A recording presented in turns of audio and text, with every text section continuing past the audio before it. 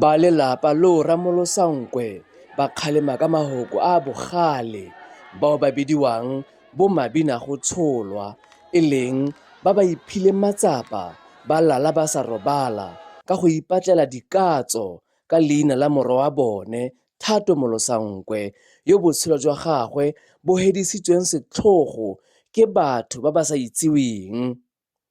Ba lelapa ba re ba tshwenngwa ke batho bao ba tlatsang tshedimosetso e e fosagetseng ebile e sa netehadiwa le mororo dipatlisiso di santse di le kgakala le go wediwa.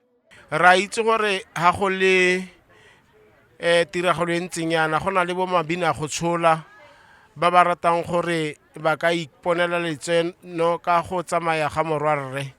Re ne re re batho ba ba lekang go kopa dikatso mo boemong ba Molosa Nkwe re kopa gore ba seka ba dira yalo ke seo se se maswe seo.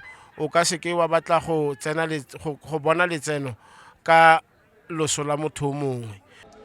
Ba tsweletse ka gore ga ba kitla ba letla se e leng boswa jwa ga senganga se gogagogiwa mo seretseng ba ntse ba shebile.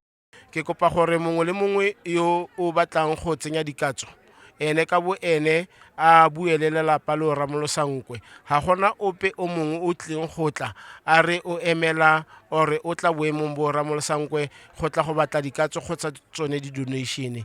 Go setse go na le tshedimosetso e e tswang mo maranyaneng e e kayang ga go setse go tshwere batho bangwe ba ba golaganngwang le polao ya ga Molosa Nkwe. Sepodisi mo porofenseng se kaya ga dipego tseo e le tse di senang boammaaruri ebile tota di tshwenyana le dipatlisiso tsa bone tse di santseng di tsweletse.